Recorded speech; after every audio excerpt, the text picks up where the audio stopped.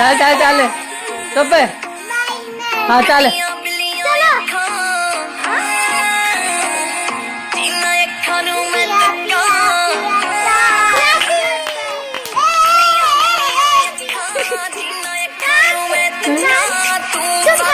तुम गाना सुन के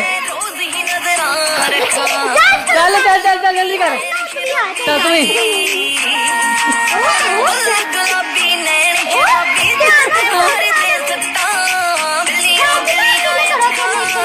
अकेले अकेले चल